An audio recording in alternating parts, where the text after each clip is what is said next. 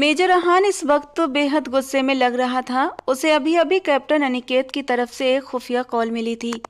Sir, जिस mission पर हम काम कर रहे थे उसमें थोड़ी सी गड़बड़ हो गई है। कैप्टन सुमन जरा जज्बातों में आ गई और उस बच्चे को बचाने अंदर चली गई, जबकि अंदर बहुत अफरा तफरी थी। यूनिवर्सिटी की मैनेजमेंट भी वहां पर मौजूद थी। उन्हें शक हो सकता था कि हम यहाँ असल में स्टूडेंट बनकर नहीं रहे, बल्कि किसी मिशन पर हैं, क्योंकि यूनिवर्सिटी पर हमला इसी असली मकसद से ध्यान हटाने के लिए करवाया गया था। और वैसा ही हुआ सर। हम सब सुमन के पीछे चले गए क्योंकि उसकी जान को खतरा था। इसीलिए वो लोग हमेशा की तरह 5 लड़कियों को यूनिवर्सिटी से उठाकर ले गए। सर, सो सॉरी सर, हमने एक बच्चे को बचाने के लिए 5 लड़कियों को दांव पर लगा दिया। आखिर में कैप्टन अनिकेत ने मायूसी से कहा तो मेजर अहान की एक गरजदार आवाज़ उसके हाथ में पहनी घड़ी तक गूंज उठी थी। तुम लोगों की नालायकी की वजह से आज हमने 5 लड़कियों को नहीं बल्कि 50 लड़कियों को दांव पर लगाया है, क्योंकि 45 लड़कियां पहले भी वहां से गायब हो चुकी हैं और आज मौका था उस गैंग को पकड़ने का। मगर अफसोस है कि अपनी टीम में मैंने इतने नालायक लोग इतने संवेदनशील मिशन के लिए मैंने भर्ती कर लिए। और रही बात कैप्टन सुमन की, तो उसे मेरा संदेश पहुंचा दो कि कल मेरे सामने अपनी शक्ल लेकर ना आए, क्योंकि मैं उसे टीम से निकाल रहा हूं।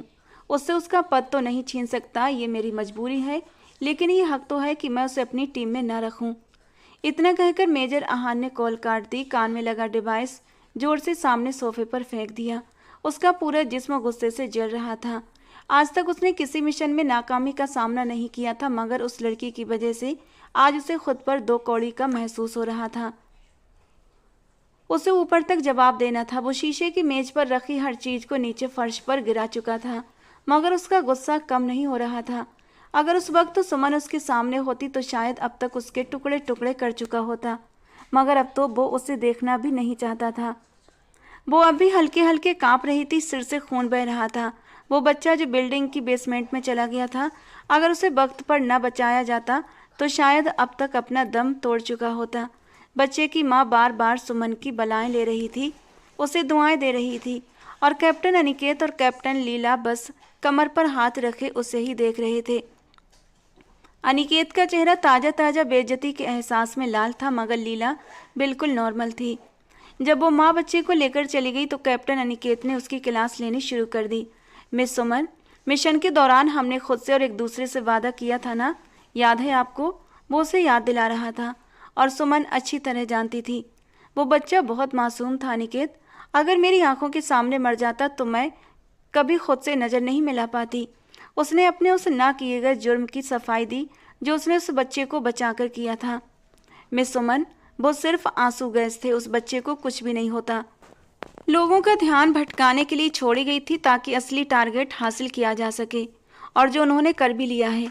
हमारी नालायकी और जज्बातीपन की वजह से। वो एकदम गुस्से से फट पड़ा। रिलैक्स अनिकेत, क्या हो गया है? सुमन ने भी कुछ गलत नहीं किया, गलती हमारी थी। हमें उसके पीछे नहीं भागना चाहिए था, बल्कि हमें उस गैंग के पीछे जाना चाहिए था जो फिर से 5 मासूम लड़कियों को उठाकर ले गए। उसे मत कोसो, गलती हम सब की है। लैला ने बड़प्पन दिखाया, मगर कैप्टन अनिकेत अब भी गुस्से में था। मिस सुमन, मेजर अहान की तरफ से संदेश आया है, अब आप टीम का हिस्सा नहीं रहेंगी। वो जैसे अफसोस से उसे बता रहा था, और लैला का मुंह खुला का खुला रह गया और सुमन का दिल जैसे बैठ गया। उसे इसी बात का अंदाजा था, बल्कि ये तो कम से कम सजा थी, वो भी मेजर अहान की तरफ से। अगर निकालना है तो सबको निकालें, सिर्फ सुमन को क्यों? लैला तैश में बोली, ये तो तुम मेजर अहान से पूछना। उनके सामने तो तुम्हारी बोलती बंद हो जाती है और हर बार मुझे ही डांट पड़ती है। अनिकेत अब भी नहीं भूला था। नहीं लैला, गलती मेरी है। इस पद में जज्बातों को एक तरफ रखना पड़ता है, और तुम जानती हो ना कि मैं शुरू से ही अपने इमोशंस को कंट्रोल नहीं रख पाती। शायद इसी वजह से वो मुझे नापसंद करते हैं। उसने मायूसी से सिर हिलाया। अब दुनिया की कोई ताकत मेजर अहान का फैसला बदल नहीं सकती थी, इसलिए तुम कुछ भी मत कहना उन्हें। वो टूटे कदमों से उठकर चलने लगी, मगर एक शख्स है जो सर को अपना फैसला बदलने पर मजबूर कर सकता है, और जिसकी वजह से आज तुम उनकी टीम का हिस्सा भी हो। भूल गई? लैला ने आंख दबाई तो वो घायल सी मुस्कुरा दी। हाँ कह लो, तुम भी कह लो कि मैं अपने टैलेंट पर नहीं बल्कि किसी की सिफारिश पर हूँ। वरना इतने होनहार वरना इतने होनहार फौजियों के बीच तो मैं पूरी तरह मिसफिट हूँ। वो मुस्कुराते हुए बोली तो लैला को बुरा लगा। सर अभी तुम्हारे हिडन टैलेंट से वाकिफ नहीं है सुमन, जिससे तुम्हारे दादाजी वाकिफ हैं। थोड़ा सा अपना हुनर दिखाओगी तो वो भी तुम्हारे दीवाने हो जाएंगे। लैला उसके कंधे पर थपकी देते हुए बोली और अनिकेत दोनों को देखता रह गया दांत पीसते हुए। किससे पूछकर तुमने उसे टीम से निकाला आहान? रिटायर्ड कर्नल सूरज उसके सामने खड़े उस पर गरज रहे थे। यकीनन उन्हें खबर मिल गई थी, लेकिन आहान को उनकी कोई परवाह नहीं थी। मैं इस टीम का लीडर हूँ, मुझे किसी से पूछने की ज़रूरत नहीं। अगर टीम में एक भी इंसान नाकाबिल है तो पूरी टीम को नुकसान होता है, और वो नुकसान मैं झेल चुका हूँ। इसलिए आप मेरे पास फिर से उसकी सिफारिश लेकर मत आइए। उसने फिर से शब्द पर जोर देकर कहा तो कर्नल सूरज की नसें तन गईं। मैं तुमसे पद में बड़ा हूँ और उम्र में भी। मुझे पता है कि किसमें कितना टैलेंट है, और तुम्हारी टीम में मैंने उसे शामिल करके कोई गलत नहीं किया था। तुम उसे नहीं जानते, वो राजेश की बेटी है। उसे खुद भी नहीं पता कि वो क्या कर सकती है, लेकिन मुझे उस पर पूरा यकीन है। एक दिन वो जरूर कुछ बड़ा करके दिखाएगी। वो पूरे गर्व से बोले थे। तो आहान ने बेजारी से उन्हें देखा। आपको लगता है कि वो अंकल राजेश की तरह बहादुरी में झंडे गाड़ देगी? लेकिन मुझे कोई गलत फहमी नहीं है। वो एक नंबर की नाकाबिल और भावुक लड़की है। आप उसका ट्रांसफ़र हैदराबाद करवा दीजिए, शायद वहाँ कुछ काम कर सके, मगर वो मेरी टीम का हिस्सा बनकर नहीं रहेगी। कर्नल सूरज कुछ देर तक अपने पोते को देखते रहे, जो हद से ज़्यादा सख्त और बेरहम हो चुका था। मैं तो उसे तुम्हारी ज़िंदगी में शामिल करने का सोच रहा था, और तुम उसके साथ एक टीम भी नहीं बनाना चाहते। अफसोस है तुम पर। उसकी बात सुनकर आहान सन रह गया। व्हाट? क्या वाकई आप उस उम्र में पहुंच गए जब इंसान सठिया जाता है? वो एकदम हंसते हुए बोला तो सूरज जी अपने लाडले पोते का चेहरा देखते रह गए। मैं उस उम्र में पहुंच चुका हूं जब इंसान जिंदगी से इतना कुछ सीख चुका होता है कि आने वाले वक्त की भविष्यवाणी बहुत पहले मिल जाती है। और मुझे भी मिल चुकी है कि तुम्हारा मुकद्दर सिर्फ सुमन है। तुम जितना मर्जी भाग लो, अपने भाग्य से बच नहीं सकते। ये कहकर वो सोफे से उठे और आहान के कंधे पर हाथ रखा। अगर तुम्हें वो अपने जितनी काबिल नहीं लगती तो उसे काबिल बनाओ, मगर उसे अपने साथ रखो। मैं उसे कहीं नहीं भेज रहा। उसके कंधे पर हल्का दबाव डालकर वो बाहर जाने लगे। दादाजी, आप मुझे ब्लैकमेल नहीं कर सकते। मैं भी आहान मेहरा हूँ। मुझे आज तक कोई मजबूर नहीं कर सका किसी चीज़ के लिए। वो नरम लेकिन ठोस लहजे में बोला तो कर्नल सूरज कुछ पल उसे देखते रह गए। फिर उसने अपना सिगार मुंह में डाला और बाहर निकल गया। अभी उसे समझाना बेकार था। मैं तब तक वापस नहीं जाऊंगी जब तक उस गैंग तक नहीं पहुंच जाती। मैंने ही सब कुछ खराब किया है ना, अब मैं ही सब ठीक भी करूंगी। सुमन ने दृढ़ता से कहा तो लीला ने सीटी बजाई और अनिकेत दोनों को घूर कर रह गया। मेजर आहान का ऑर्डर है कि वापस आ जाओ।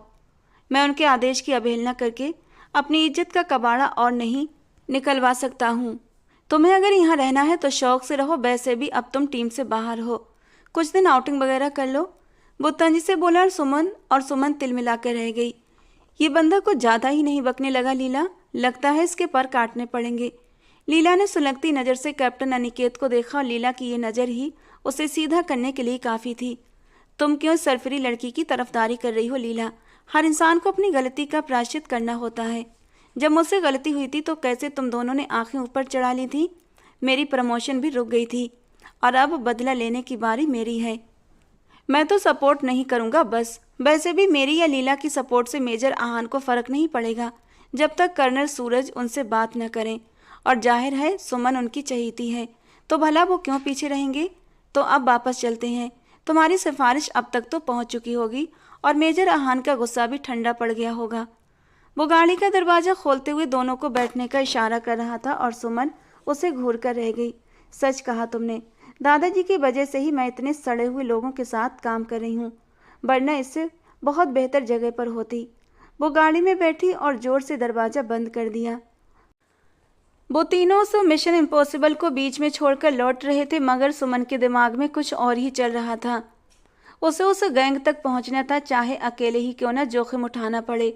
लेकिन उनके बारे में जितनी भी जानकारियां अब तक उसे मिली थीं, वो एक फ़ाइल की शक्ल में मेजर आहान के लॉकर में सुरक्षित थीं। अगर सुमन उस फाइल तक पहुंच जाती तो कुछ न कुछ सुराग उसके हाथ लग ही जाना था। लीला और अनिकेत आहान के सामने सर झुकाए खड़े थे और सुमन वहां पर मौजूद नहीं थी। इसलिए मेजर अहान के चेहरे के हाव भाव थोड़े सामान्य थे।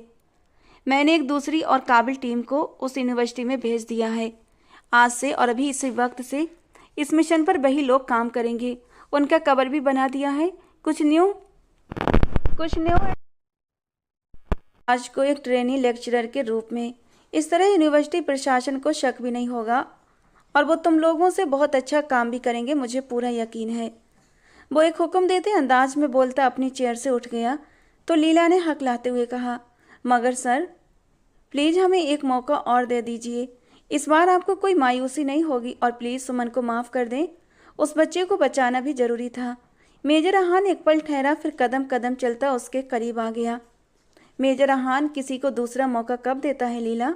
और दूसरी बात, उस नालायक लड़की का हर कोई सिफारशी क्यों बना घूम रहा है, जो खुद चूहे की तरह बिल में छिप गई है और अपनी सिफारशियों को आगे कर रही है। अचानक मेजर अहान का स्वर सख्त हो गया तो लीला कांप गई। अनिकेत ने अफसोस से लीला की ओर देखा, फिर आगे बढ़ा। सर अब हम चलते हैं। कल आप हमें न्यू मिशन के बारे में बता देना। इस बार कोई गलती नहीं होगी। वो उसे सैल्यूट करके अनुमति मांग रहा था। लीला भी उसके पीछे चुपचाप भाग गई। बाहर आते ही लीला ने बड़ी गहरी सी सांस ली। उफ, न जाने बेचारी कौन लड़की होगी जो मेजर अहान जैसे इंसान के साथ जिंदगी गुजारेगी। मैं तो 5 मिनट भी उनके पास खड़ी हो जाऊं तो सांसें अटक जाती हैं। अनिकेत उसकी बात पर हंस पड़ा। शुक्र करो तुम्हारा पाला मुझ जैसे कूल इंसान से पड़ा है। अपनी किस्मत पर गर्व किया करो। उसने एक आंख दबाकर उसे छेड़ा तो लीला ने नकली बेपरवाही से कहा, खैर इतने भी अच्छे नहीं हो तुम। ये तो बस मैंने तरस खा लिया और तुम्हारा प्रपोजल एक्सेप्ट कर लिया। और फिर दोनों जोर से हंस पड़े थे। वो बिल्ली जैसी दबी चाल के साथ उस कमरे में दाखिल हुई थी। कमरा कम और मौत का कुआं ज़्यादा लग रहा था। इस अपार्टमेंट की डुप्लीकेट चाबी दादाजी के पास थी तो वो उनके कमरे से चुपके से उठा लाई थी। अपार्टमेंट छोटा था लेकिन बेहद सलीके और सफाई से सजा हुआ था। उसने किसी भी चीज़ को हाथ लगाने से परहेज किया। पूरा अपार्टमेंट घुप अंधेरे में डूबा हुआ था। उसने लाइट्स भी ऑन नहीं की थी क्योंकि वो बिना कोई निशान छोड़े यहाँ से निकल जाना चाहती थी। मेजर अहान का कमरा 2nd फ्लोर पर था। दिल की धड़कनों पर काबू पाते हुए उसने कमरे का दरवाज़ा धीरे से खोला और अंदर दाखिल हो गई।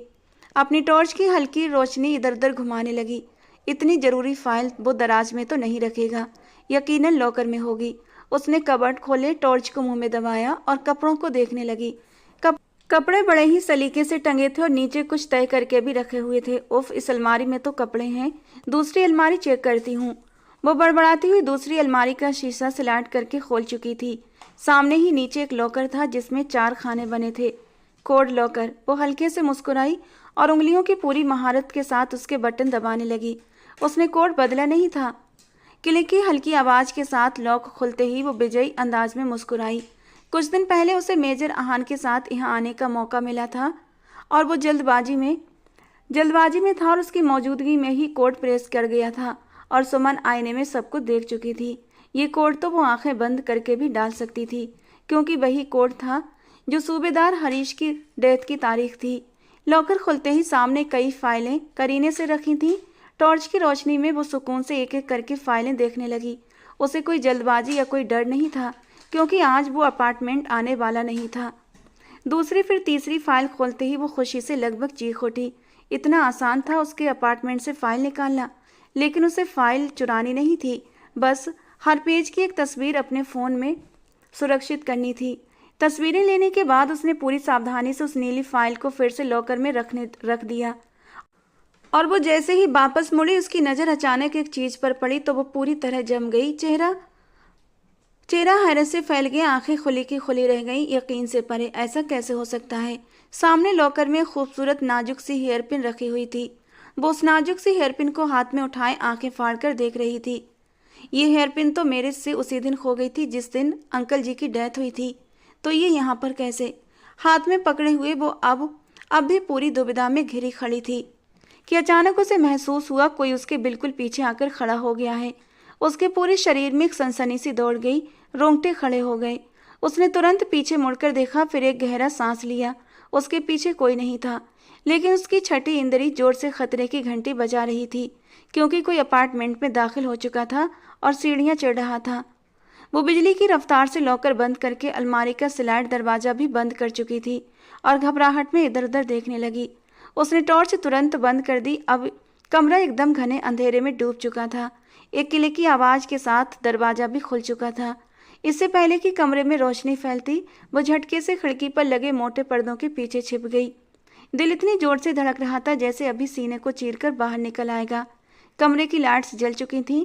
वो वापस आ चुका था और सुमन का सांस गले में ही अटक गया। मगर उसे अपना सांस रोककर रखना था, क्योंकि वो दूर से ही किसी इंसान की मौजूदगी सूंघ लेने की क्षमता रखता था। अब क्या करूं? दिमाग सुन्न होने लगा। वो कुछ समय तक कमरे में इधर उधर टहलता रहा, जैसे तसल्ली कर रहा हो कि उसके कमरे में कोई आया तो नहीं। फिर वॉशरूम का दरवाजा खोला और अंदर बंद हो गया। उसके पास यही एक मौका था। वो तुरंत पर्दे के पीछे से निकली। कमरा पूरी तरह रोशनी में नहाया हुआ था। उसे जितनी जल्दी हो सके यहाँ से निकलना था। वो घबराकर तेजी से भागी। तभी उसका पैर फिसला और वो मुंह के बल नीचे गिरी। शुक्र था नीचे कालीन पड़ा था, इसीलिए आवाज नहीं आई। अचानक अंदर शावर बंद हुआ था। ओ गॉड, अब तो वो बाहर आ जाएगा। वो और भी घबरा गई। एक पल में बेड की तरफ लपकी और लुढ़क कर बिस्तर के नीचे घुस गई। तभी दरवाजा खुला और वो नहा धोकर बाहर आ चुका था। अब उसे सिर्फ उसके सफेद पैर दिखाई दे रहे थे, जो कालीन पर इधर से उधर टहल रहे थे। सुमन ने अपना सांस रोक लिया। वो कुछ देर के बाद शीशे के सामने खड़ा रहा, फिर खिड़की के पर्दे पीछे हटाए, चारों तरफ नजर दौड़ाई, पर्दे फिर से बराबर किए और बिस्तर पर आकर लेट गया। अब वो ऊपर था और वो नीचे। जिसने अब तक अपनी सांसें रोकी हुई थी, उसका पूरा शरीर पसीने में भीग चुका था। उसने बहुत धीरे से सांस बाहर छोड़ी और उसकी गहरी नींद में जाने का इंतजार करने लगी। कमरे की लाइट्स डिम हो चुकी थीं। थोड़ी देर के बाद उसकी शांत गहरी सांसों की आवाजें आने लगीं, यानी वो सो चुका था। सारा दिन दूसरों का जीना हराम करता है, अब थक हार कर सोएगा तो इतनी जल्दी भला कैसे जागेगा? वो मन ही मन सोचती हुई बिस्तर से नीचे निकली थी। चोरी चोरी उसने उसकी ओर नजर डाली। वो बिना शर्ट के था और एक काला ट्राउजर पहने हुआ था। उसके सिक्स एप पर ट्राउजर की रबर बेहद खूबसूरत लग रही थी। पेट से होते हुए उसकी नज़र उसके चौड़े सीने तक गई। वो पहली बार मेजर आहान को इस रूप में देख रही थी। उसका कसरती बॉडी देखकर सुमन के दिल को कुछ हुआ था। थोड़ी सी नज़र ऊपर गई तो एक बाजू आंखों पर रखे गहरी नींद में सो रहा था। उसके खूबसूरत बाइसेप्स देखकर सुमन के गले में एक भारी सी गांठ उभरी और फिर गायब हो गई। बेइंतहा खूबसूरती और रौब अगर जरा सी नरमी स्वभाव में होती तो एक परफेक्ट इंसान होता, और शायद मैं इसकी दीवानी भी हो जाती। उसने मन में सोचा और एक गहरी सांस ली। उसके हाथ में अभी भी वही हेयर पिन थी।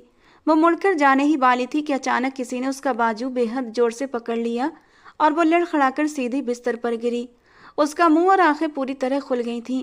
सदमा इतना तेज था कि दिमाग सुन्न पड़ गया और फिर कोई उसके ऊपर झुका, वही जिसने शरीर पर शर्ट तक नहीं पहन रखी थी। वो अपनी भूरी आंखों में आग लिए उस पर अपना पूरा वजन डाले गुस्से से उसे घूर रहा था। सुमन ने बेकाबू होकर आंखें बंद कर ली, मुंह पर हाथ रख लिया। आज तो उसकी खूबसूरत जिंदगी का अंत होने वाला था। भला वो दुनिया में रही ही कितने दिन थी। उसे अपनी किस्मत पर पछतावा हुआ। बताना पसंद करेंगी कि हमारे गरीब खाने में आपने कैसे अपने ये शुभ कदम रखे? तंज का पहला तीर चला और सुमन के दिल में गहरा सुराग कर गया। आंखें खोलो और मुझे देखो। कौन हूं मैं? क्या भूल गई कि तुम मेजर आहान मेहरा के घर में चोरों की तरह घुसने की क्या सजा होती है? वो उस नन्ही सी जान पर शिद्दत से चिल्लाया तो सुमन ने झटके से आंखें खोल दी। वो दरअसल शब्द गले से बाहर निकलना मुश्किल हो गए थे। आप मेरे ऊपर से हटें प्लीज, मुझे सांस नहीं आ रहा। वो हल्का हल्का विरोध करने लगी। वो जो पूरा उसके ऊपर झुका हुआ था जैसे होश में आया और एकदम से पीछे हट गया। सुमन मुश्किल से उठ पाई थी। बताओ मुझे, क्या चुरा कर भाग रही थी तुम? मुझे क्या बेवकूफ़ समझ रखा है कि कोई भी मेरे अपार्टमेंट में घुस जाएगा और मुझे पता भी नहीं चलेगा? मैंने कुछ नहीं चुराया, आप सो जाइए आराम से, गुड नाइट। वो एकदम से कहती हुई भागी तो आहान ने उसे पीछे से दबोच लिया। उसकी मजबूत पकड़ में वो कहीं नहीं जा सकती थी। छोड़िए, मुझे दर्द हो रहा है, वो चिल्लाने लगी, मगर आहान का एक हाथ उसकी कलाई मरोड़ चुका था और दूसरा उसके कंधे के चारों तरफ आगे की ओर जकड़ा हुआ था। वो पूरी तरह उसके शिकंजे में थी। जब तक बताओगी नहीं कैसे छोड़ सकता हूँ तुम्हें? वो उसके कान में गुर्राया तो सुमन ने बेताबी में वही हेयरपिन उसके कंधे में जोर से चुभा दी। वो एकदम से तिलमिला उठा और पीछे हट गया। इस जंगली बिल्ली से ऐसे हमले की उम्मीद नहीं थी उसे। वो उसके सामने आई, आंखों में शरारे भरे हुए थे। मैं अपनी चीज वापस लेने आई थी और लेकर जा रही हूँ। चोर तो तुम हो मेजर आहान। वो हेयरपिन उसकी आंखों के सामने लहराते हुए बोली तो आहान दर्द भूलकर बिल्कुल सन्न रह गया। तुम्हारी हिम्मत कैसे हुई मेरी लॉकर तक आने की? हाँ, और कोड का कैसे पता चला तुम्हें? वो हैरान भी था और गुस्से में भी। अपनी चीज वापस लेने के लिए हिम्मत दिखानी पड़ती है, वो अडिग होकर बोली। तो मेजर आहान उसे घूर कर रह गया। वैसे तो बहुत निकम्मी हो तुम, मगर चोरी करने का फन और दूसरों के लॉकर में घुसने का गुर बहुत आता है तुम्हें। उसके कड़वे लहजे ने सुमन को अंदर तक जला दिया। मैं चोर हूं तो मुझे जेल भेज दो या मेरा पद मुझसे छीन लो मेजर आहान। मैं भी तो देखूं आप में कितना दमखम है। वो उसे चुनौती देती हुई बोली तो वो निरुत्तर हो गया। मेरे खिलाफ कुछ भी दादाजी को बताने से पहले ये जरूर दिमाग में रखिएगा कि मैं भी आपको इस हेयर पेन के लिए कटघरे में खड़ा कर सकती हूँ कि ये आपके लॉकर में क्या कर रही थी। वो हेयर पिन उसके सामने लहराती वहां से निकल गई और कई पलों तक आहान वहीं खड़ा रह गया। फिर उसके गुलाबी होंठों पर एक दिल फरेब सी मुस्कान उभरी जिसमें कुछ पुरानी यादों का रंग मिला हुआ था। आहान भाई प्लीज ये मैथ्स का सवाल समझा देना। पता नहीं किसके दिमाग की खुराफात थी ये मैथ्स, कुछ समझ ही नहीं आता। सुमन जो उस वक्त 16 साल की थी 22 साल के आहान के आगे पीछे किताब लिए घूम रही थी। उसे देखकर आहान मुस्कुराया था। आंखों में वही चमक उभरी जो सिर्फ और सिर्फ सुमन को देखकर ही आती थी, मगर वो उस जज्बे से अनजान अपनी ही मस्ती में डूबी हुई लड़की थी। अरे इतना आसान तो सवाल है बददिमाग लड़की, अभी तो तुम्हें इतना मुश्किल टेस्ट पास करके मेरी तरह लेफ्टिनेंट बनना है। वो फक्र से बोला तो सुमन ने नाक से मक्खी उड़ाई। कसम से मेरा बस चलता तो मैं मैथ्स रखती ही नहीं। मुझे नहीं शौक गोलियों का और बंदूकों का, मैं तो डॉक्टर बनना चाहती थी। क्या हो जाता अगर फैमिली में एक इंसान देश की हिफाजत के पद से वंचित रह जाता तो? मगर पापा को कौन समझाए, वो सर पकड़कर बैठी हुई थी। अरे अरे मेरी नाजुक सी बेटी को अब क्या शिकवा है अपने पापा से। मेजर जनरल राजेश लॉन्ज में दाखिल हुए तो सुमन के आखिरी शब्द उनके कानों में पड़े। सुमन लपक कर उनके गले लगी। आप आ गए पापा? मैं बहुत बोर हो जाती हूँ जब भी आप कहीं जाते हैं, इसीलिए मुझे भी ये जॉब नहीं करनी थी, मुझे डॉक्टर बनना था। वो निरूठे लहजे में बोली। बस आपकी जिद के आगे मुझे ये मैथ्स जैसे सब्जेक्ट में सर खपाना पड़ता है। उसकी बात पर राजेश जी हंस दिए। अच्छा आहान है ना, जो भी मसला हो उससे समझ लिया करो।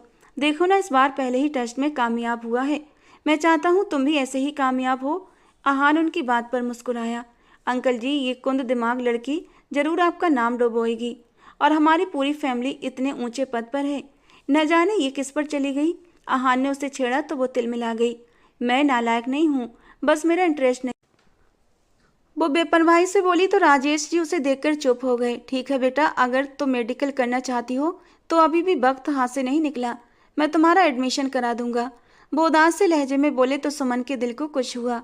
नहीं पापा, आपका ये सपना मैं पूरा करूंगी, चाहे मुझे मैथ के साथ कुश्ती ही क्यों न लड़नी पड़े।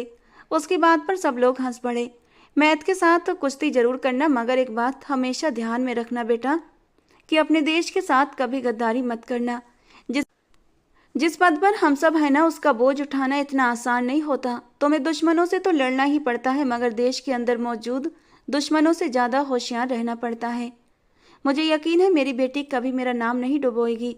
मेजर जनरल राजेश उसका माथा चूमते हुए बोले तो आहान भी मुस्कुरा दिया। ये तो सबसे अहम सबक मिला था उसे, जो उसने बचपन से ही याद कर रखा था। कर्नल सूरज के दो ही बेटे थे, हरीश और मयंक। अपने बाप की तरह वो भी आर्मी में ही थे। हरीश सूबेदार थे और मयंक मेजर जनरल के पद पर। एक बार दुश्मनों से लड़ते हुए दुश्मनों की गोली पेट पर खाई थी, इसके बावजूद भी वो दुश्मनों के छक्के छुड़ाते रहे। उनके साथ उनका एक साथी राजेश भी था। उसकी गोली सीधा दिल पर जाकर लगी थी और थोड़ी देर के बाद लड़ाई बंद हुई तो जख्मी फौजियों को तुरंत अस्पताल में भर्ती कराया गया, जहां मयंक ने दम तोड़ दिया और राजेश के बचने के चांस थे। ऑपरेशन के दौरान मयंक का दिल राजेश को ट्रांसफर कर दिया गया और इस तरह राजेश की जान बच गई। जनरल सूरज की तो दुनिया ही उजड़ गई थी। उनका एक बेटा उनके हाथ से चला गया था, लेकिन उन्हें पता था उनकी जिंदगी सिर्फ देश के लिए कुर्बान है, इसीलिए उन्होंने एक आंसू भी नहीं बहाया था। लेकिन मयंक का दिल राजेश के सीने में धड़क रहा था, तो उन्होंने राजेश को अपने सीने से लगाकर अपना गम हल्का किया। राजेश के अपने माँ बाप तो थे नहीं और इस तरह वो सूरज जी के साथ ही रहने लगा। सूरज जी ने भी राजेश से ही अपने मयंक की कमी पूरी की थी। हरीश का बेटा आहान मेहरा बहुत ही जहीन और कॉम्पिटेंट था। उसे बहुत आगे तक जाना था। हाल ही में उसने लेफ्टिनेंट का इम्तिहान पास किया था और पहला ही इम्तिहान क्लियर कर लिया था।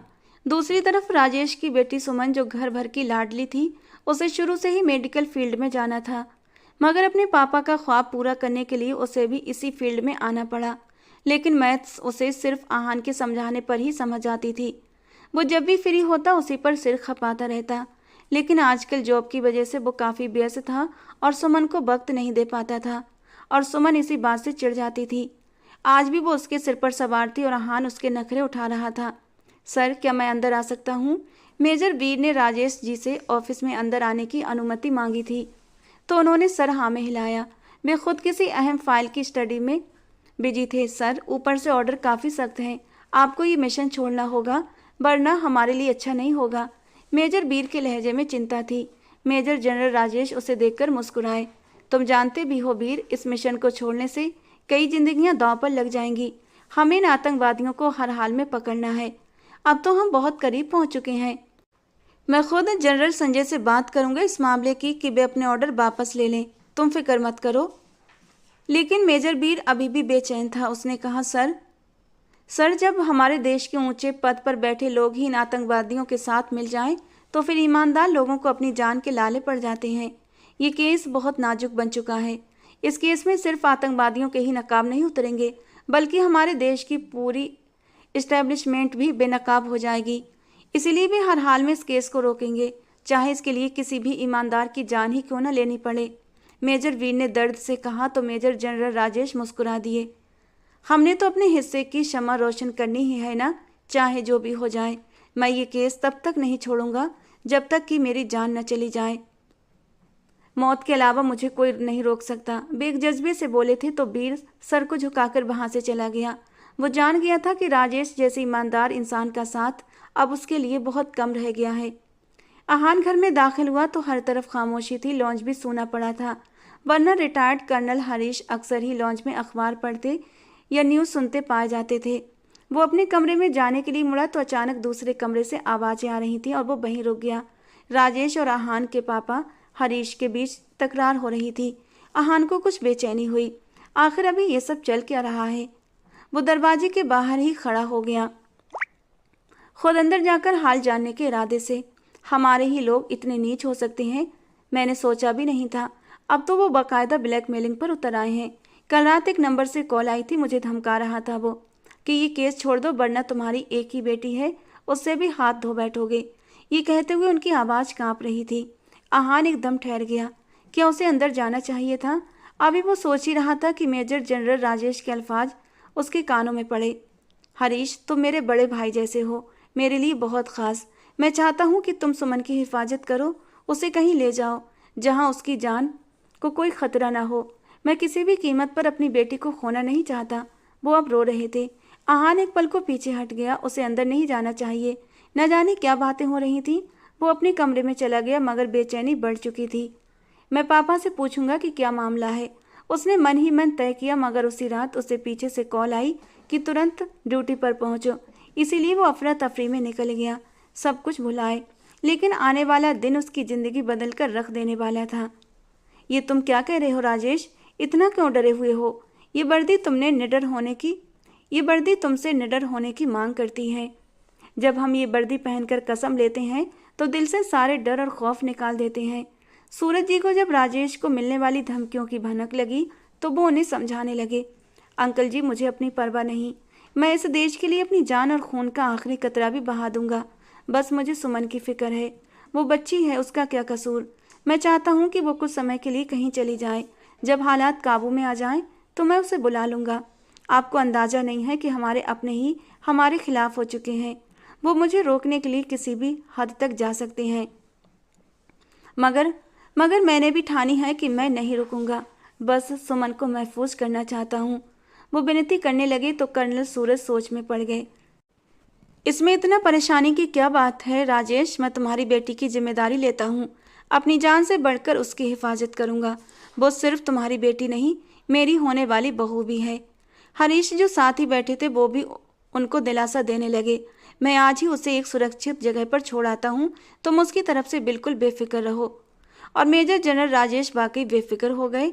सुमन इस अचानक आई आफत पर हैरान थी। मगर पापा, मेरा कॉलेज, उसका क्या होगा? मेरी स्टडीज का नुकसान हो जाएगा। अभी तो मैंने दिल लगाकर पढ़ना शुरू किया था। वो नाराजगी से बोली। अरे बेटा, कुछ दिनों के लिए हम कॉलेज से ब्रेक ले लेंगे। बस कोई सवाल मत करो और जल्दी से अपना जरूरी सामान लो और अंकल के साथ जाओ। शाबाश। वे उसे सीने से लगाकर बोले तो सुमन हाँ में सर हिलाते कमरे में चली गई। पहले सोचा कि आहान को कॉल करके बता दे, मगर फिर उसे वक्त नहीं मिला। आईने के सामने खड़ी बाल बनाने लगी। वहीं ड्रेसिंग पर उसकी फेवरेट गोल्ड की हेयर पिन पड़ी थी, तितली के आकार की, जो उसकी माँ की आखिरी निशानी थी और जिसे वो हमेशा अपने साथ रखती थी। जल्दी से उसे उठाया और अपने बालों में लगाकर बाहर निकली। हरीश अंकल के साथ गाड़ी में बैठ गई।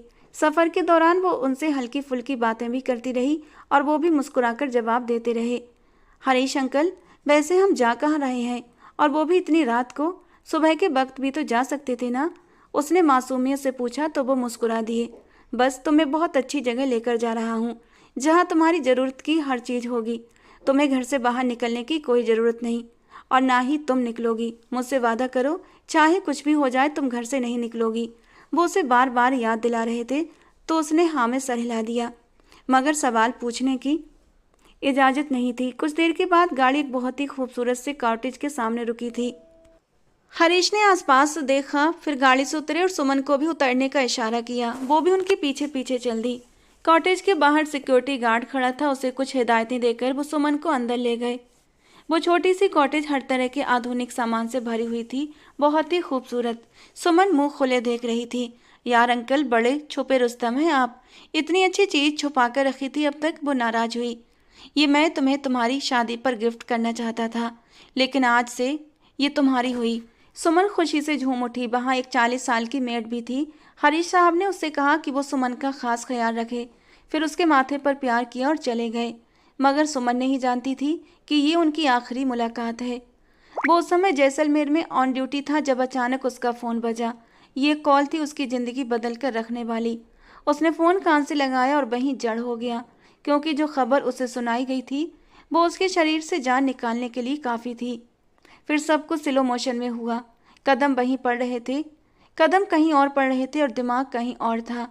उसे सिर्फ सूचना मिली थी कि उसके पापा की गाड़ी को किसी ने बीच सड़क पर उड़ा दिया है। ये खबर उसके लिए कयामत बनकर आई थी। उसे विश्वास नहीं था, शायद वो किसी और की गाड़ी हो। मेरे पापा मुझे छोड़कर कैसे जा सकते हैं? मगर जब उसने वो गाड़ी अपनी आंखों के सामने देखी तो सच्चाई कहर बनकर उस पर गिरी थी। गाड़ी में आग लगी थी जिसे रेस्क्यू वाले बुझा रहे थे। सूचना मिली थी कि गाड़ी के अंदर रिटायर्ड कर्नल सूरज के बड़े बेटे सूबेदार हरीश मेहरा मौजूद थे। गाड़ी में आग कैसे लगी अभी कोई पता नहीं था, मगर हरीश मौके पर ही जान से चले गए थे। ये खबर हर न्यूज़ चैनल पर चल रही थी। सुमन को जब पता चला तो वो पागलों की तरह बाहर भागी, लेकिन सिक्योरिटी गार्ड ने उसे रोक लिया, क्योंकि उसकी भी जान को खतरा था। तब पहली बार उसे एहसास हुआ कि उसे यहाँ क्यों लाया गया था। वो अपने होशो हवास में नहीं थी। मुझे मुझे अपने अंकल के पास जाना है। वो अभी तो मुझसे मिलकर गए थे ना। मैं नहीं मानती कि वो जा चुके हैं। प्लीज़ मुझे उनके पास ले चलो। उसे संभालना मुश्किल हो चुका था। देखिए मैडम, उन्होंने आपकी जान बचाने के लिए अपनी जान कुर्बान कर दी है। आप बाहर गईं तो ये कुर्बानी बेकार हो जाएगी। समझने की कोशिश करें। लेकिन वो कुछ भी समझना नहीं चाहती थी। उसने गाड़ी की चाबी उठाई और वहां पहुंच गई। उस जगह को सील कर दिया गया था। बहुत बड़ा हुजूम जमा था। हरीश की लाश एम्बुलेंस में ले जाई जा रही थी। सुमन दौड़ती हुई वहां पहुंची। उसके बाल बिखरे, पैरों में चप्पल नहीं थी। अंकल प्लीज मुझे छोड़कर मत जाएं। वो भीड़ को चीरकर उनकी लाश से लिपट गई। उनके सीने पर सिर रखकर फूट फूट कर रोने लगी।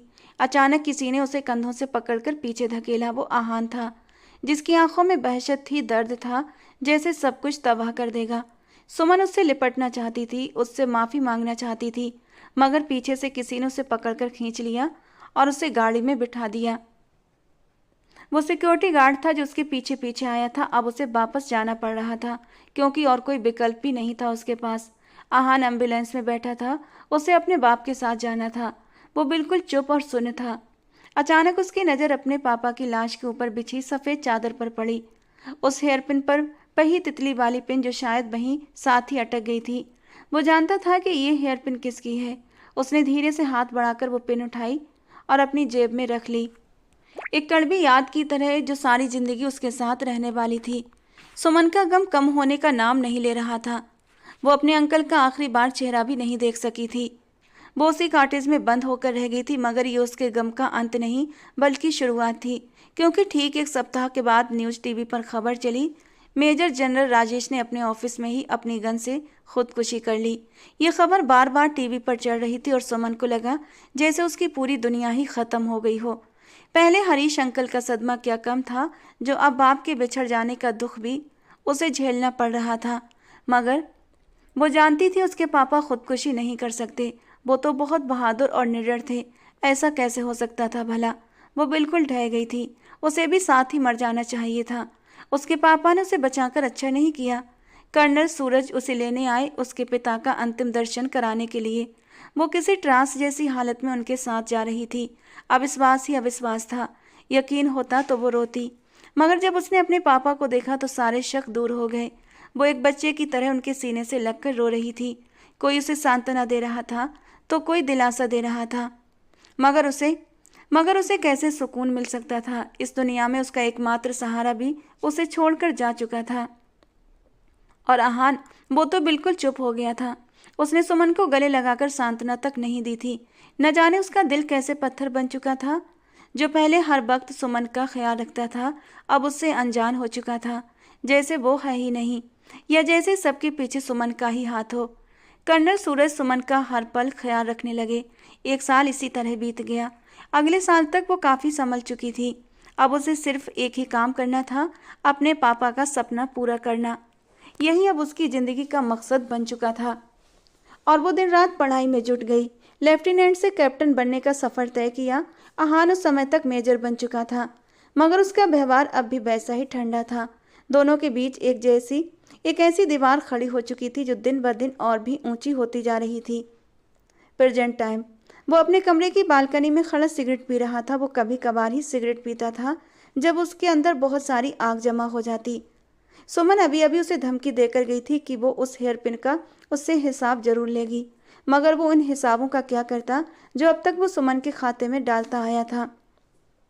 उसके पापा और राजेश अंकल की मौत ने उसे सुमन के करीब आने की बजाय उससे और दूर कर दिया था। पहले पहले वो समझता था कि उसके बाप की मौत सुमन की वजह से हुई है। ना वो उसे छोड़ने जाते, ना ये सब होता।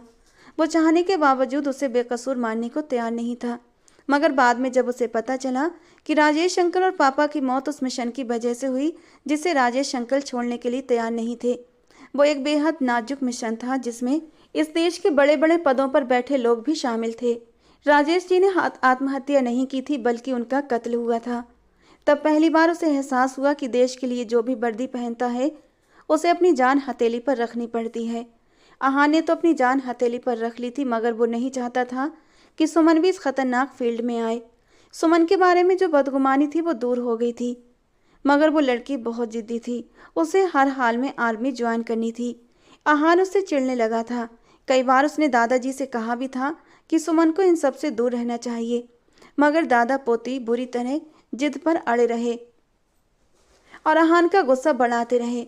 मगर सुमन हर वो काम करने लगी जिससे आहान मना करता था, और फिर दोनों के बीच एक ठंडी जंग शुरू हो गई।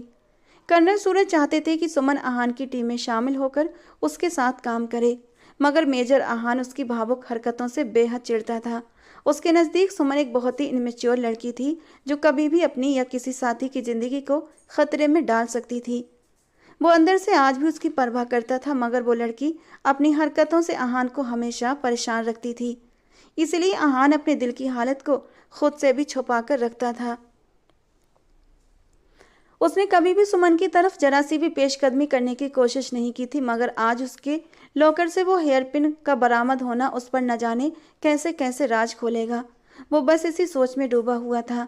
जिस मोहब्बत की भनक आज तक उसने अपने दिल को भी नहीं पड़ने दी, वो आज उसी लॉकर से सामने आ गई थी।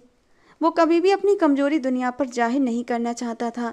जिस फील्ड में वो था, वो नहीं चाहता था कोई भी उसकी कमजोरी पकड़े, अपनी मोहब्बत की वजह से वो कोई नुकसान उठा ले।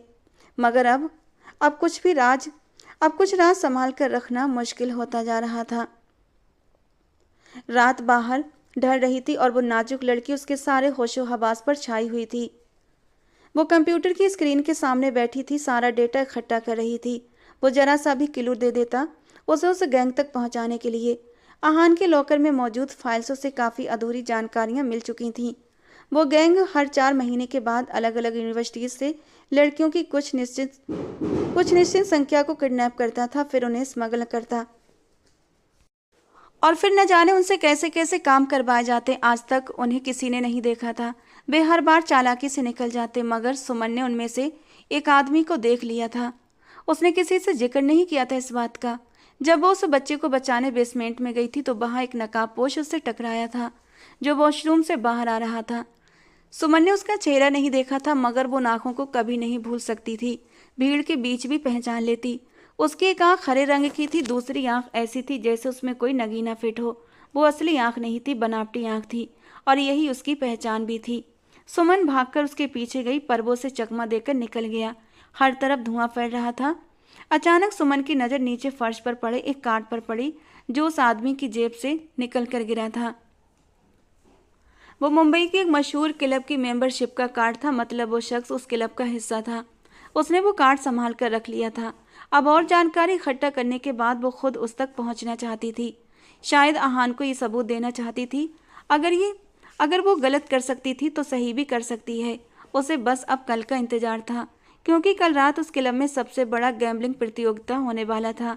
अगर वो उस क्लब का हिस्सा था तो हर हाल में वहां आएगा। उसे पकड़कर उसके गैंग तक पहुंचना आसान हो जाता, और यही उसका प्लान था जिसमें वो किसी को भी शामिल नहीं करना चाहती थी, सिवाय अपने कुछ दोस्तों के जो उस गुंडे को पकड़ने में उसकी मदद करने वाले थे। और वे सब आर्मी वाले नहीं थे। सुमन वहां भेस बदल कर आई थी ताकि कोई उसे पहचान न सके। वो भी वहां उस गैम्बलिंग गेम का हिस्सा बन चुकी थी ताकि दुश्मन पर करीब से नजर रख सके। हराने वाले नए आदमी को गौर से देख रही थी। सब लोग उस जुए के गेम के मजे ले रहे थे। सबको जीतने की जल्दी थी। उस क्लब में एक तरफ रैंप पर लड़कियां डांस करके आने वालों का दिल बहला रही थीं। बेशुमार रंग बिरंगी रोशनियां सबके चेहरों पर अजीब से नक्श बना रही थीं। धीरे धीरे वक्त बीतता जा रहा था, मगर वो आदमी अभी तक नहीं आया था। सुमन को यकीन था वो जरूर आएगा कि अचानक दरवाजे से वो दाखिल होता नजर आया। उसने आंखों पर चश्मा चढ़ा रखा था। उसकी उम्र 35 से 40 के बीच थी। पहले सुमन ने उसकी तरफ कोई खास ध्यान नहीं दिया, मगर जैसे ही उसने अपना चश्मा उतारा सुमन के रोंगटे खड़े हो गए। ये वही था, एक बनावटी आंख वाला। वो उसे बहुत अच्छी तरह पहचान गई थी। अब उसका चेहरा भी उसे हमेशा याद रहने वाला था। आज उसे हर हाल में उस आदमी को पकड़ना था जो देखने से ही शैतान लग रहा था। कुछ देर तक लड़कियों के साथ तो डांस करता रहा और फिर उसके बाद उस गेम का हिस्सा बन गया। सुमन बस उसके अकेले होने का इंतजार कर रही थी। थोड़ी देर के बाद वो आदमी वॉशरूम की तरफ चला गया और सुमन भी दबे कदमों उसके पीछे बढ़ी। दिल बहुत तेज धड़क रहा था। वो कोई गलती नहीं करना चाहती थी। वॉशरूम के बाहर खड़ी उसने अपनी घड़ी में मौजूद बटन दबाकर बाहर संदेश दिया कि गाड़ी तैयार रखो। उसे बस उस आदमी को बेहोश करना था और फिर दूसरे खुफिया रास्ते से बाहर ले जाना था।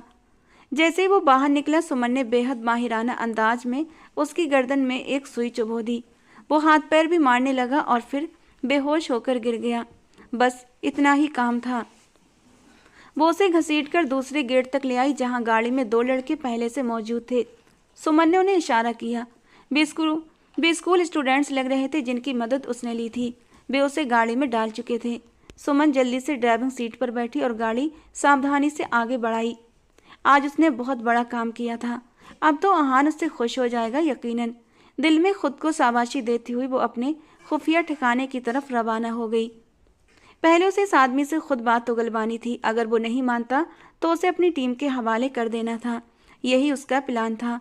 गाड़ी रात के अंधेरे में सुनसान सड़क पर चल रही थी, मगर उसका प्लान तब फेल हुआ जब उसकी गाड़ी के सामने एक बड़ा सा ट्रक आकर रुका और उसका रास्ता बंद कर दिया।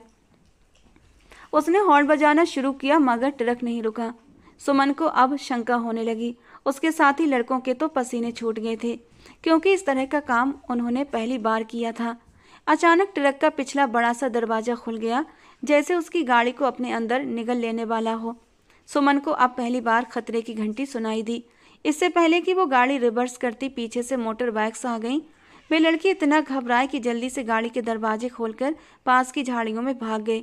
और अब सुमन को यकीन हो गया कि वो अकेले इस ट्रैप में फंस चुकी है। जैसे ही वो बाहर निकली, किसी ने उसके मुंह पर रुमाल रख दिया और वो होशो हवास खो बैठी। उसकी आंख एक आधे अंधेरे कमरे में खुली जहां वो कुर्सी पर रस्सियों से बंधी हुई थी। वो उस गैंग के हाथ आ चुकी थी और फरार का अब कोई रास्ता नहीं था। उसके साथियों को तो ये भी नहीं पता था कि वो कहाँ है। चारों तरफ बस अंधेरा नजर आ रहा था। अचानक किसी के कदमों की आहट उसके दिमाग पर हथौड़े की तरह गूंजी। उसने आंखें उठाकर देखा तो एक घिनौना चेहरा बेल्ट हाथ में लिए उसके सामने खड़ा था। तुम वो पहली लड़की हो जिसने हमारा पीछा करने की कामयाब कोशिश की है, लेकिन अफसोस तुम अभी बच्ची हो और हम इस गेम के पुराने खिलाड़ी हैं। अब बताओ तुम्हारी क्या सेवा करें हम। वो सुमन को अंदर तक उतरती गंदी नजरों से देखते हुए गुर्राया। कमीने इंसान, एक बार मुझे आजाद कर, फिर बताऊंगी कि कौन कितना दम रखता है। वो दहाड़ी तो उसका ठाका हवा में फट पड़ा। उसके पीछे 3 और आदमी कमरे में आए, काले धब्बेदार जैसे भूखे भेड़िए जो उसे पेट में उतरती निगाहों से देख रहे थे। उनमें से एक बोला, इसे आजाद कर दो, सब मिलकर इसके साथ पहले आंख में चौली खेलेंगे। जब दिल भर जाएगा तो इसे इतना मारेंगे कि आज के बाद ये तो क्या, कोई भी हमारा पीछा करने का नाम नहीं लेगा। वे अपनी हैवानियत में किसी नर्क के दरोगा से कम नहीं लग रहे थे और सुमन का दम घुटने लगा। उसने ट्रेनिंग जरूर ली थी, मगर वो अकेली थी और सामने 4 दरिंदे। उनका मुकाबला वो नहीं कर सकती थी। अचानक उस आदमी ने बेल्ट को कोड़े की तरह उसके हाथों पर बरसाना शुरू कर दिया और सुमन की दर्द से भरी चीखें आसमान को चीर गईं। पहली बार उसे अपने सामने अपनी ही दर्दनाक मौत खड़ी दिखाई दी। वो अभी अभी अपने अपार्टमेंट में आया था, गुस्से से भरा हुआ। 3 घंटे पहले उसे अपने सोर्सेज से ये एक खुफिया संदेश मिला था जिसमें मुंबई के मशहूर क्लब की लोकेशन थी। यकीनन वहां कोई आने वाला था, इसीलिए उसे सूचना मिली थी। वो जल्दी से वहां पहुंचा भी था, मगर वहां पहुंचने से पहले ही वो लोग उसे चकमा देकर गायब हो चुके थे और इसीलिए उसे वापस लौटना पड़ा। उसे हर हाल में उन तक पहुंचना था जो अगले कुछ दिनों में कहीं और हमला करने वाले थे। वे बेहद चालाक थे, लेकिन आहार ने इस बार ठान लिया था कि उन्हें पकड़ कर ही रहेगा। अचानक उसका मोबाइल बजा। उसने देखा तो कोई अनजान नंबर था। सावधानी से फ़ोन कान पर लगाया। किसी लड़के की कांपती हुई आवाज़ थी। सर, हमें माफ़ कर दीजिए, हमसे बहुत बड़ी गलती हो गई। हम सुमन मैम को वहाँ अकेले छोड़कर भाग गए। हम बहुत डर गए थे। वो लड़का न जाने और क्या क्या बोले जा रहा था। सीधे बोलो, कहना क्या चाहते हो? कौन हो तुम? उसने रौबदार आवाज़ में पूछा। और फिर जो बात उसके कानों तक पहुंची, उसके जिस्म में आग भड़क उठी। व्हाट द हेल, ये क्या बकवास कर रहे हो? वो अकेली वहाँ क्या कर रही थी? और तुम उसे छोड़कर क्यों आए? सब कुछ डिटेल में बताओ। वो इतनी शिद्दत से गरजा था कि कमरे की दीवारें कांप उठीं। थोड़ी देर के बाद उसे वो लोकेशन मिल चुकी थी जहां वो ट्रक रुका था। आहान ने ट्रैफिक पुलिस के हेड को कॉल की और वो टाइमिंग बताई जिसमें वो ट्रक उस सड़क पर था। शायद इस तरह उसे कोई सुराग मिल सके। वो ट्रक एक वर्कशॉप पर जाकर रुका था जो वहां से ज़्यादा दूर नहीं थी। मेजर आहान अपनी पूरी टीम और मुखबिरों को सूचना दे चुका था और फिर खुद सबसे पहले वहां पहुंचा। वो ट्रक अभी भी उसी वर्कशॉप पर खड़ा था, लेकिन खाली। यकीनन वे लोग सुमन को किसी दूसरी गाड़ी में बिठाकर ले जा चुके थे। आहान का बस नहीं चल रहा था कि जमीन आसमान एक कर दे। वो लोग सुमन के साथ क्या क्या कर सकते थे, ये सोच कर ही उसके जिस्म का खून सूख रहा था। सुमन के फ़ोन को ट्रेस किया गया जो इसी वर्कशॉप से आखिरी सिग्नल दे रहा था। उन्होंने उसका फ़ोन और सारे ट्रांसमीटर निकाल कर वहीं फेंक दिए थे। वहाँ कोई सीसीटीवी कैमरा भी नहीं था जिससे पता लगाया जा सके। बेबसी की इंतहा थी। इतनी अथॉरिटी रखने के बावजूद भी वो उसे ढूंढ नहीं पा रहा था जिसे खोए हुए लगभग 3 घंटे बीत चुके थे। न जाने इन 3 घंटों में उन्होंने सुमन को कितना टॉर्चर किया होगा। उसका दिमाग ये सोचते ही सुन्न हो रहा था। वो अपनी टीम पर चिल्ला रहा था, मगर सब बेबस थे। लेकिन मेजर आहान को मालूम था कि जो भी करना है उसे ही करना होगा, वरना वो सुमन को हमेशा के लिए खो देगा।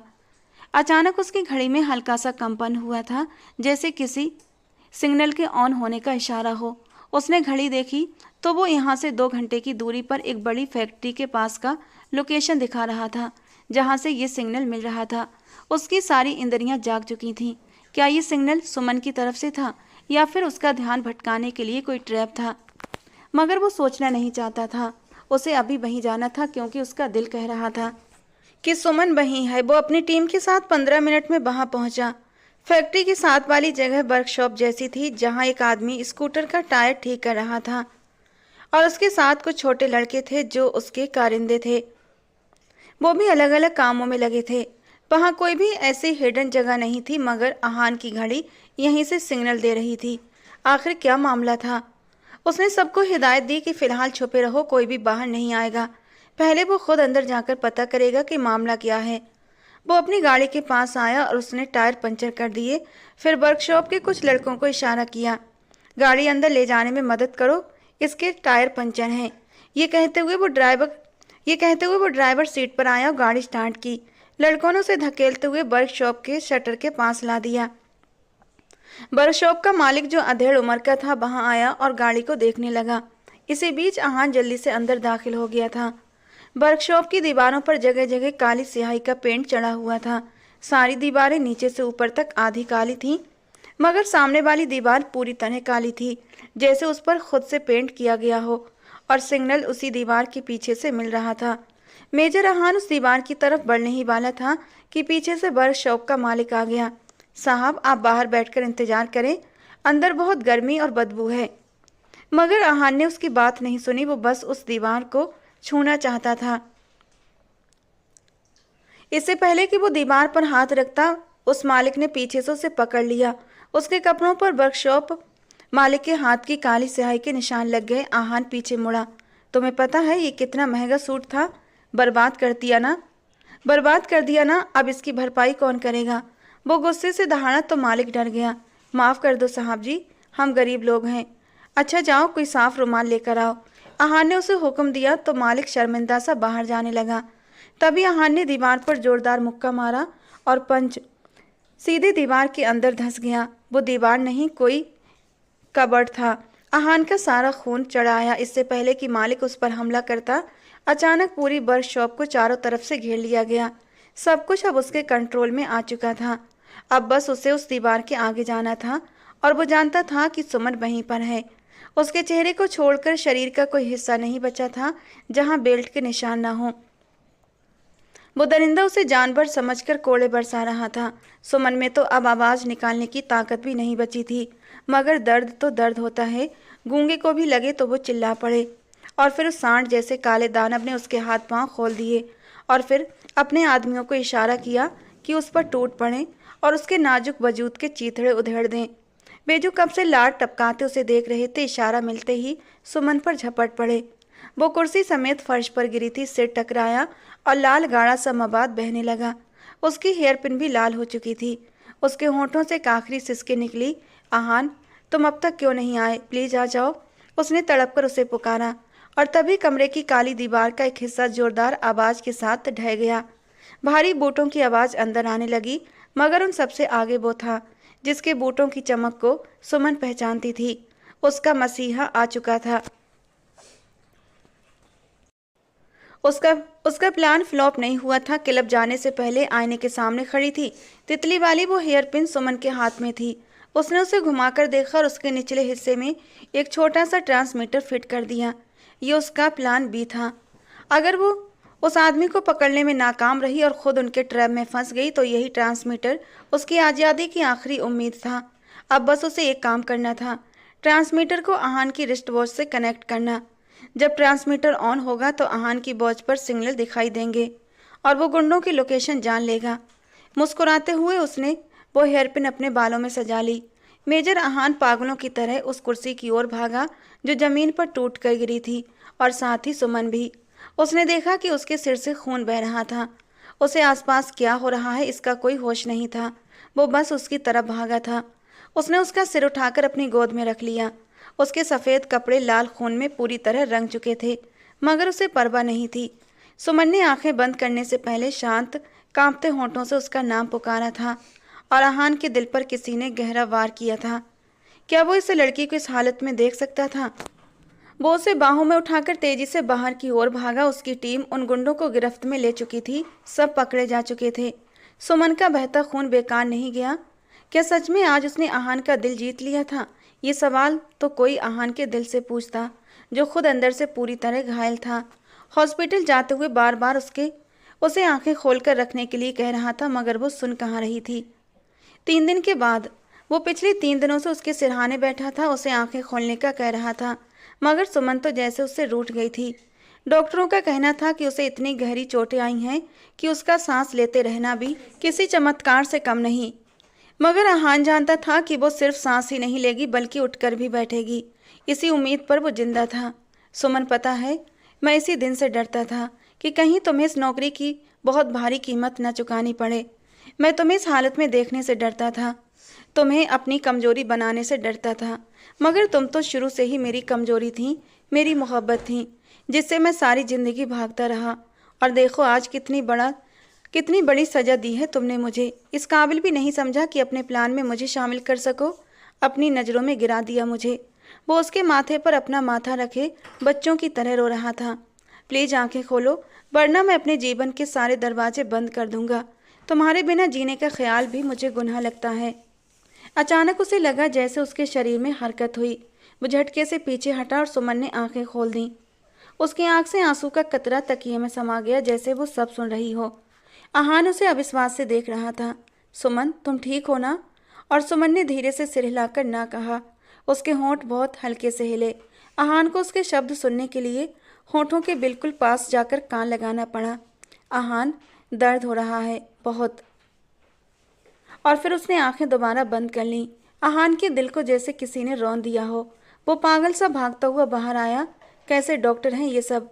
3 दिन से वो दर्द में है। उसका दर्द ठीक क्यों नहीं हो रहा? वो पागलों की तरह चिल्लाया तो 2 डॉक्टर दौड़ते हुए पहुंचे। सर, जिस तरह इन्हें कोड़ों से जानवरों की तरह मारा गया है, इनके शरीर को अब तक वही दर्द महसूस हो रहा है। हम इन्हें पेन किलर्स दे रहे हैं। आप परेशान न हो, कुछ दिनों में ही ठीक हो जाएंगी। डॉक्टर ने उसके कंधे पर हाथ रखते हुए कहा। क्या मतलब कुछ दिन? मैं उसे 1 मिनट भी इस तकलीफ में नहीं देख सकता। जो भी करना है अभी इसी वक्त करो। उसका दर्द कम करो, वरना मैं उसे किसी और हॉस्पिटल में ले जाऊंगा। कैप्टन अनिकेत और लीला उसकी तरफ बढ़े। सर, ये सबसे अच्छा हॉस्पिटल है और यहाँ अच्छा इलाज हो रहा है। आप फिक्र मत करें, वो जल्दी ही ठीक हो जाएगी। और वो बेबसी से दीवार में मुक्का मार गया। उसे अब अपना गुस्सा किसी और पर निकालना था। वो सब गुंडे पुलिस के बजाय आर्मी की कस्टडी में थे। उन्हें 3 दिन से सख्त टॉर्चर दिया जा रहा था। उन सब लड़कियों के ठिकाने मालूम किए गए, कुछ को छुड़ा लिया गया और बहुत सारी लड़कियां विदेश में भेज दी गई थीं। आहान के अंदर जो दहशत भरी हुई थी वो उन सब पर निकालना चाहता था। जब उन्हें हर तरह की तकलीफ दे चुका तो थक कर दोबारा हॉस्पिटल चला आया। 3 दिन और गुजर गए। सुमन लगातार दवाओं के असर में थी। होश आता तो दर्द से कराहने लगती और मेजर आहान हॉस्पिटल सिर पर उठा लेता। आखिर 1 हफ्ते के बाद जब वो काफ़ी बेहतर हुई तो उसे डिस्चार्ज कर दिया गया। डॉक्टरों ने राहत की सांस ली। वो अपने रूम में बेड पर आधी लेटी थी। कर्नल सूरज अफसोस से उसे देख रहे थे और आहान उसकी मेडिसिन उसे खिला रहा था, जिस पर वो नाक भौं चढ़ा रही थी। ये तो खानी पड़ेंगी मैडम। किसने कहा था तुम्हें हीरोपंती दिखाने को? वो उसे कई बार डांट चुका था। उसका सख्त खोल जैसे फिर से चढ़ गया था। कर्नल सूरज उसे घूरने लगे। मेरी बच्ची के साथ प्यार से बोलो, वरना दफ़ा हो जाओ, मैं खुद संभाल लूँगा। आहान एक पल को नरम पड़ा। अच्छा, अब मुझे मत सिखाइए। आप जाइए, अपने कमरे में आराम कीजिए। इस उम्र में जल्दी सो जाना चाहिए। हर वक्त इसके सर पर सवार क्यों रहते हैं? वो उन्हें उठाता हुआ बाहर की ओर बढ़ा और अपने कमरे में भेजकर दरवाज़ा बंद कर दिया। सुमन उसे अब भी नापसंदगी से देख रही थी। वो उसके चेहरे के भावों को नज़रअंदाज करता उसके पास बैठा और उसे सूप पिलाने लगा। मुझे नहीं पीना ये कड़वा सूप, कम से कम सूप बनाना तो सीख लो, वो नापसंदगी से बोली। अच्छा फिर बताओ, किसी और चीज़ की तलब है, मैं बना दूँ? सूप में तो जहर मिला है ना? वो झुंझलाकर बोला। मुझे 3 दिन पहले वाला आहान वापस चाहिए, जो मेरे बाल सहला रहा था, जो मुझसे प्यार भरी बातें कर रहा था। मेरा दिल बस उसी चीज़ का तलबगार है। वो बोली तो आहान ठहर गया। फिर ठंडी सांस भरकर बोला, मुझे तकलीफ देकर तुम्हें क्या मिला, बोलो। यह अपनी बहादुरी दिखाकर कौन सा मेडल जीत लिया तुमने? तुम्हें पता भी है मेरी क्या हालत हुई थी? तुम्हें उस हालत में देखकर बस जान नहीं निकली थी। बाकी सब कुछ हुआ था मेरे साथ। वो बेबसी से बोला तो सुमन होंठ काटने लगी। अगर मैं ये ना करती तो आपका सख्त खोल मेरे लिए कैसे टूटता। आपका ध्यान पाने के लिए मैं ऐसे 1000 टॉर्चर सह सकती हूँ आहान, मगर आपकी ये बेरुखी मुझे चाबुक की तरह लगती है। मुझे आपका ध्यान, आपकी मोहब्बत चाहिए। क्या वो दे सकते हैं मुझे? वो उसके हाथ पर अपना हाथ रखते हुए बोली तो आहान का दिल ठहर सा गया। उसने बेख्तियार सुमन का हाथ अपने सीने पर रखा। सारे जवाब तुम्हें यहीं से मिल जाएंगे। मुझसे क्या सुनना चाहती हो? आहान की आंखों में उसके लिए दीवानगी झलक रही थी। वो एकदम उसके सीने से लगकर फूट फूट कर रोने लगी। बहुत मिस किया मैंने आपका ये रवैया। प्लीज अब दोबारा कभी मत डांटना। वो बच्चों की तरह रो रही थी। आहान के हाथ उसकी कमर पर धीरे धीरे चल रहे थे, जो जख्मों से अभी भी चूर थी। फिर वही हाथ उसकी गर्दन के चारों तरफ नरमी से टिके, जहां अभी भी लाल निशान थे। सुमन ने एक सिसकी ली। क्या अब भी दर्द है? वो नरमी से उसकी गर्दन सहलाते हुए बोला तो वो ना में सर हिलाने लगी। अच्छा, अब तुम्हारे जख्मों पर दवा लगाने का टाइम है, क्योंकि तुम अभी ठीक नहीं हुई हो। लेटो, शाबाश। वो उसे बेड पर धीरे से लिटाते हुए बोला। मगर आप कैसे लगाएंगे? वो तो नर्स लगाएगी ना। वो मासूमियत से बोली। नर्स छुट्टी पर है, इसलिए मुझे नर्सिंग करने दो। मैं देखना चाहता हूँ जख्म कितने गहरे हैं। वो उसकी कमर से धीरे धीरे शर्ट ऊपर हटाने लगा। सुमन ने झट से अपनी शर्ट वापस नीचे कर ली। मुझे शर्म आती है। आप अभी मेरे पति नहीं बने। आहान एकदम से मुस्कुराया। तो क्या पंडित जी को अंदर ले आऊं, अगर अभी इतनी तलब हो रही है? वो शरारत से बोला तो सुमन लाल पड़ गई। जाइए यहाँ से, बेशरम मत बनिए, मैं खुद लगा लूंगी। इतना कमज़ोर समझती हो मुझे, हाँ, कि तुम्हें देखकर कंट्रोल खो दूंगा? मेरे एब्स बहुत मजबूत हैं, फिक्र मत करो। फिर वो उसकी कमीज हटाने लगा और सुमन के जिस्म में हलचल सी दौड़ गई। आप कमज़ोर नहीं, मगर मैं तो हूं ना। मुझे इस उम्र में कोई गुनाह नहीं करना। जाइए यहाँ से। वो उसे डांटते हुए बोली तो आहान उसे घूरने लगा। बड़ी बेशरम लड़की हो यार, लगता है लगाम डालनी पड़ेगी। इसी हफ्ते तुम्हारी बारात लेकर आता हूँ, वरना तुम तो किसी दिन हद पार कर जाओगी। वो झुंझलाकर उठ बैठा और सुमन हंसने लगी। Good night my future husband. वो एक अदा से बोली तो आहान ने बेख्तियार उसके माथे पर होंठ रख दिए। वो उसे इस वक्त अकेला छोड़ना नहीं चाहता था, लेकिन साथ रहता तो बहक जाता। वो जाने को उठा तो सुमन ने उसका बाजू पकड़कर फिर बिठा लिया। अब क्या हुआ? जाने दो मुझे। वो हैरान हुआ। अब गुस्ताखी कर ही दी है तो यहाँ भी एक किस करें, मुझे दर्द हो रहा है यहाँ पर। वो अपनी गर्दन पर उंगली रखते हुए बोली। आहान बेख्तियार उस पर झुक गया, उसके जख्मों पर अपना मोहब्बत भरा स्पर्श रखता गया। सुमन उसकी इस बेवाकी पर लाल पड़ गई थी, मगर वो मेजर आहान था, मजबूत इरादों वाला। उससे आगे जाने की इजाज़त वो खुद को नहीं दे सकता था। सो जाओ अब, शायद तुम्हें आज दवा की ज़रूरत ना पड़े। वो प्यार से उसके बालों में उंगलियां फेरता उठा और बाहर चला गया। सुमन के होंठों पर दिल फरेब मुस्कुराहट रेंग गई। वो जानती थी उस रात की सुबह उनके मिलन की खुशखबरी लेकर उभरेगी, क्योंकि आहान अब उससे और दूरी बर्दाश्त नहीं कर सकेगा। पूरा घर रोशनी से जगमगा रहा था। हल्दी, मेहंदी और मायों की रस्म में सुमन सबसे ज़्यादा शर्माती, मगर नज़रें बार बार दरवाजे की तरफ जाती कि शायद आहान दिख जाए। उधर आहान भी शादी की तैयारियों में बिजी था, मगर उसका सब्र टूट चुका था। हर रस्म उसे लंबी लग रही थी। उसे बस एक ही पल का इंतजार था, जब सुमन उसकी होकर उसके साथ बैठेगी, उसके पास होगी। और आखिरकार शादी का दिन आ गया। स्टेज पर दूल्हा बैठा था। शेरवानी में आहान मानो कोई राजकुमार लग रहा था। सुमन लाल लहंगे में जब दुल्हन बनकर आई तो आहान की सांसें रुक गईं। आंखों में वही पुराना मोह, वही दीवानगी लौट आई। पंडित जी मंत्र पढ़ रहे थे और सबकी नजरें दूल्हा दुल्हन पर थीं। फेरे पूरे हुए, मांग में सिंदूर भरा गया, मंगलसूत्र पहनाया गया और फिर मिलन की रात आई। वही रात जिसका इंतजार, जिसकी दस्तक से दिल भी कांपता है और धड़कनें भी दौड़ती हैं। कमरे में हल्की सी रोशनी थी, फूलों की खुशबू बिखरी हुई थी और सुमन इस वक्त घूंघट में बैठी थी, मगर इस बार उसकी घबराहट में मासूमियत नहीं, बल्कि एक उत्सुकता थी। हर आहट पर उसका दिल धक से रह जाता। आहान कमरे में दाखिल हुआ और दरवाजे को धीरे से बंद कर दिया। कुछ पल दोनों चुप रहे, बस सांसों की आवाज़ें थीं। आहान उसके पास बैठा और बिना कुछ कहे उसका हाथ थाम लिया। उसने घूंघट उठाया।